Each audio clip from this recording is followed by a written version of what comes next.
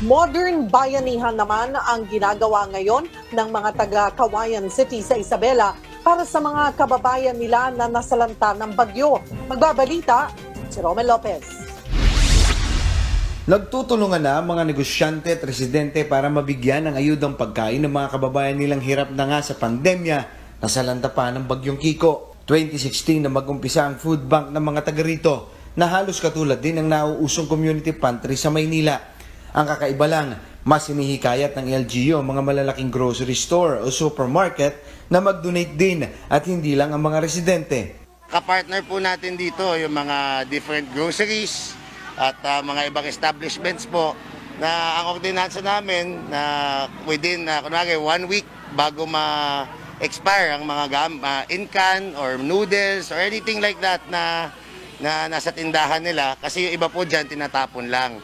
So minabuti po namin na gawang na ordinansa na i-donate na lang po dito sa food bank natin at mapakain po natin dito sa ating mga kababayan. Bumatok naman ito sa mga taga-Kawayan kaya dumami pa ang gustong mag-donate, ang iba trak-trak pa kung magbagsak ng mga gulay, grocery items at pati bigas at itlog sa food bank. Agad naman itong niluluto ng mga volunteer ng LGU at saka pinamimigay sa bahay-bahay sa kanilang mobile feeding program.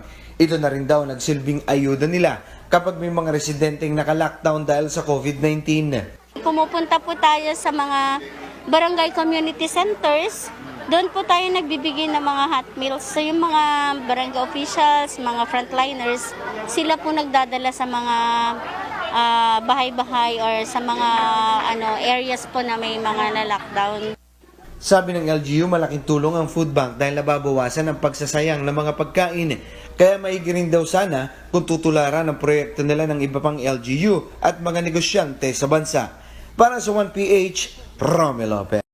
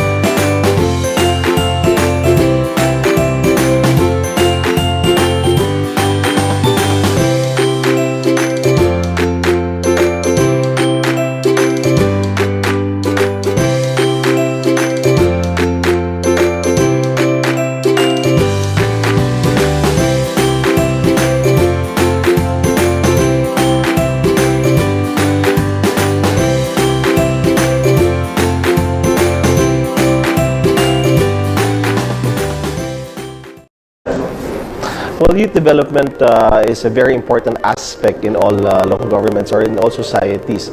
Alam niyo po, ang kabataan na hindi na lamang pag-asa, ngunit inaasahan na ng bayan. When ang kabataan is goal-driven, hindi lang yung sarili niya yung pinapaunlad niya, kundi pati yung kanyang sariling bayan.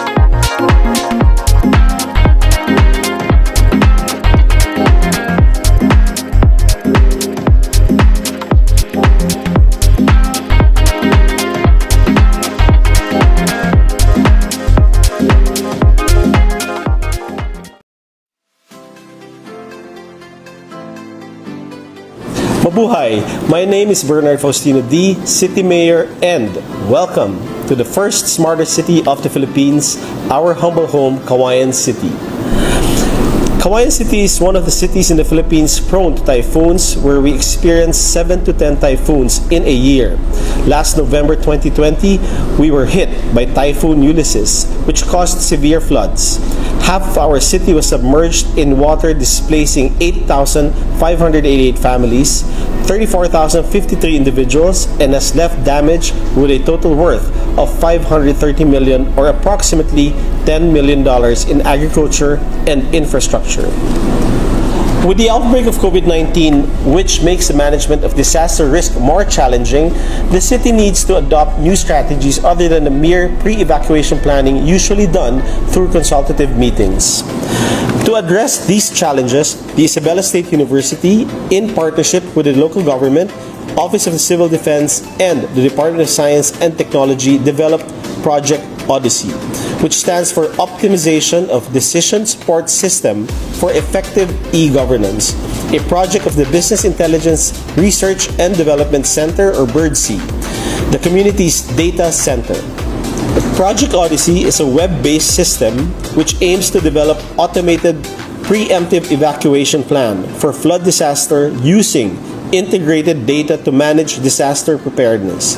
It is an integration of the database of HealthGuard PH, an application containing the city's COVID-19 cases information, risk assessment and flood zoning map from the Office of the Civil Defense, and historical environmental data from DOST Pag-asa in order to provide decision support in identifying safe, unsafe, and alternative evacuation centers through data science and data analytics, and create a centralized database of evacuation centers to be monitored both by the Kawayan City's Disaster Risk Reduction and Management Office, or CDRMO, and the Office of Civil Defense through data-driven support system.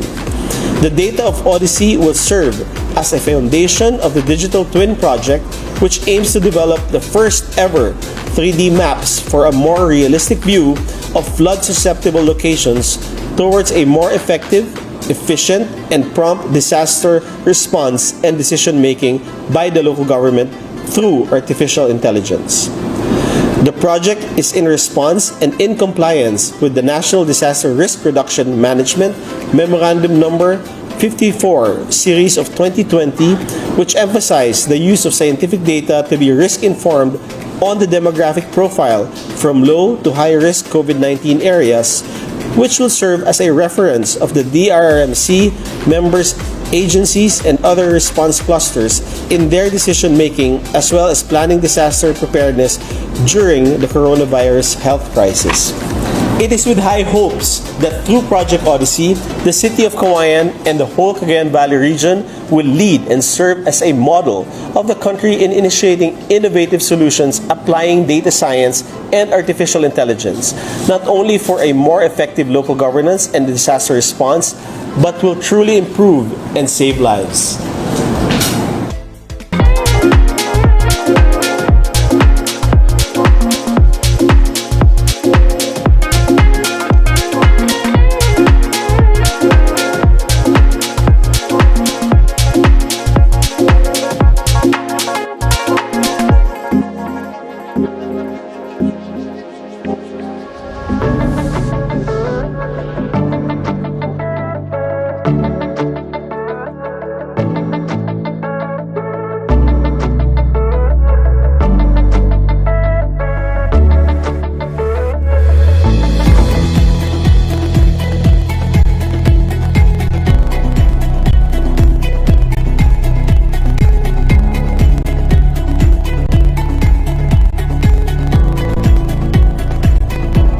Nagpapasalamat ako at meron na tayong caravan dito sa Kawayan City. Malaking tulong ito sa atin, lalo na ngayong panahon na bihira tayong makaluwas at makapila sa expressway.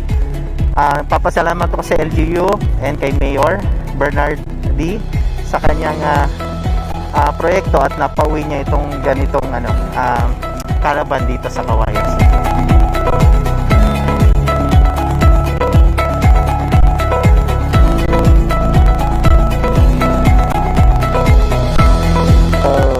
Fully prepared naman ang venue nitong implementation natin ng RFID is very successful. Anong oras na? 2 o'clock pa lang is almost wala na po tayong mga clients. That's why sa mga other municipalities siguro tomorrow, dahil dito na yung ating mga personnel maaga, agahan na lang siguro ang pupunta rito so that we will accommodate you immediately, dahil yung biglang volume kanina ay sa oras na ito is na-accommodate naman natin lahat sila.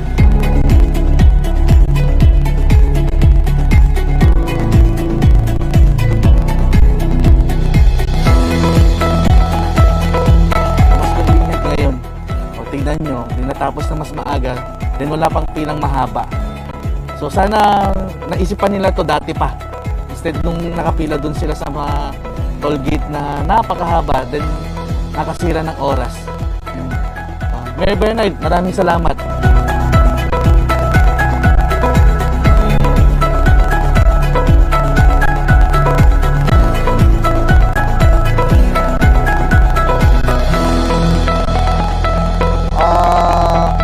Napakaganda po itong ginawa ng ating butihing mayor ng Kawayan at hindi na po kailangan na tayo po ay pupunta pa ng Manila at marami pong nasiyahan sa ginawang ito dahil para hindi na po magkabuhol-buhol ang traffic pa sa Manila.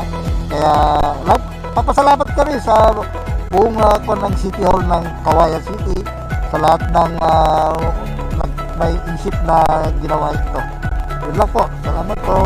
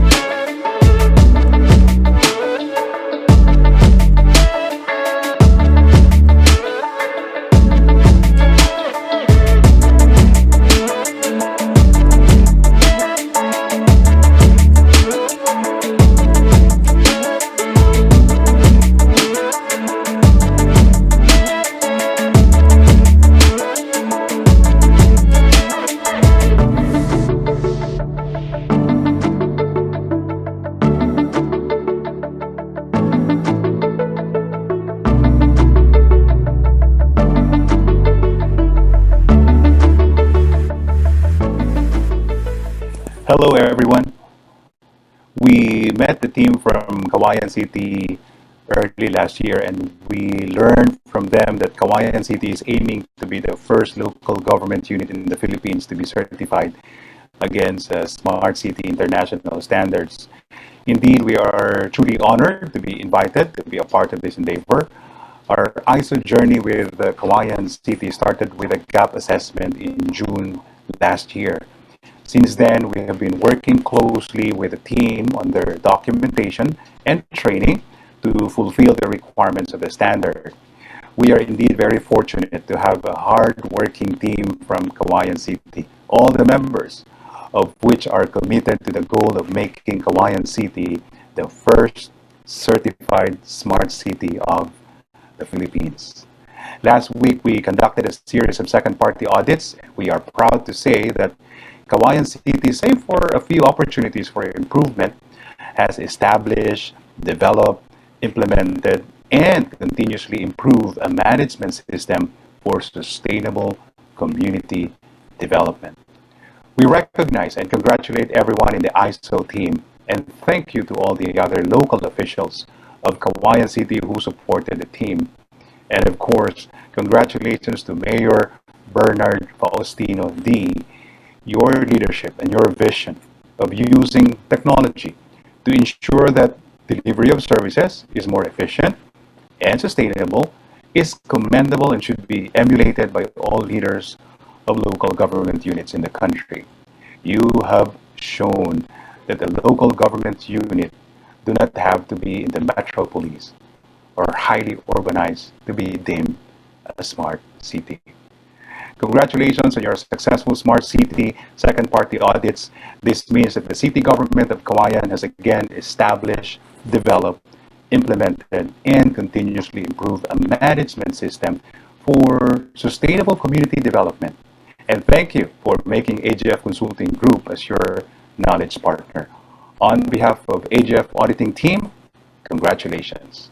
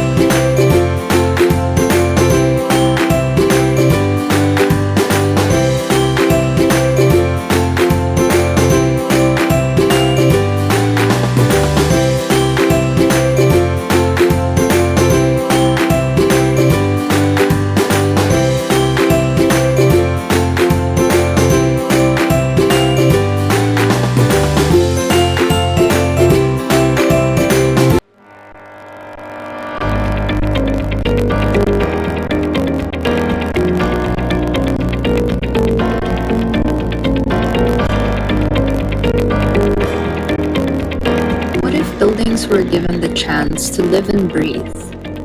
What if we could bring back the nature to the city by promoting solutions that are essential to a green and peaceful future?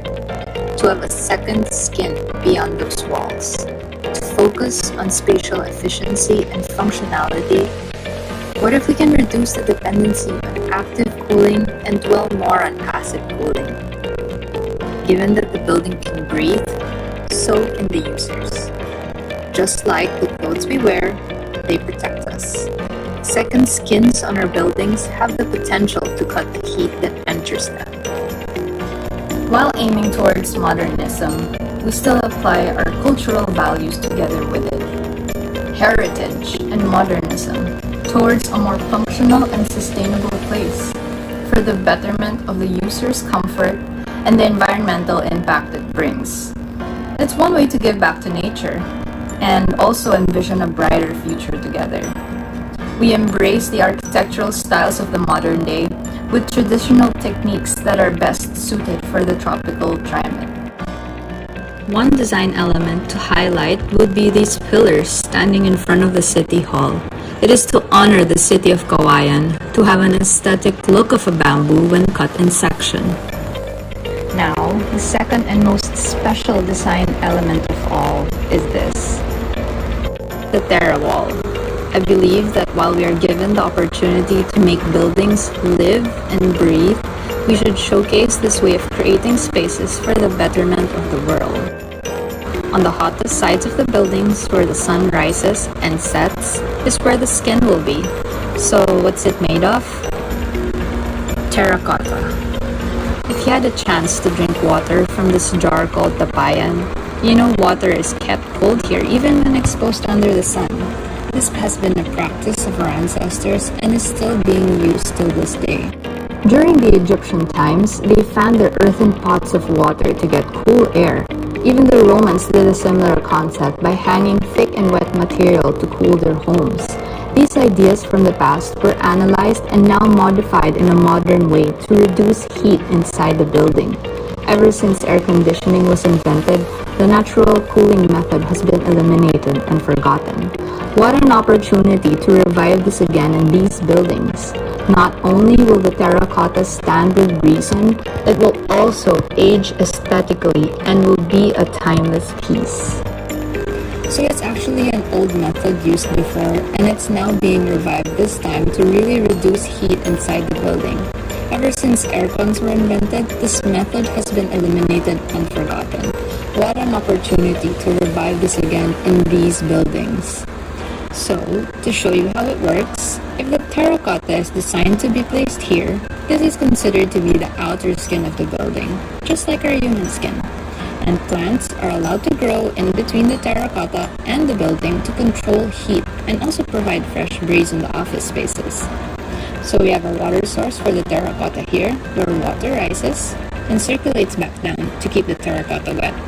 The idea of combining this parametric terracotta screen with evaporative cooling was to reduce the dependency on air conditioning demandable spaces. So when the wind blows through, just like the Tapayan, it will keep the building cool as well. Theoretically, if it's 36 degrees outside, the inside of the building can go as low as 30 degrees. Based on the studies of Ant Studio from India, where this concept was derived from, temperatures can actually drop from 7 to 10 degrees. Not only did it make the building cooler, we also helped the building minimize its power consumption and will eventually cut down costs on their electricity bills. And of course, have a better workplace and environment for the employees and users. The Terra Wall will give the City Hall and legislative building a chance to break from the regular norm of just having design elements as an aesthetic.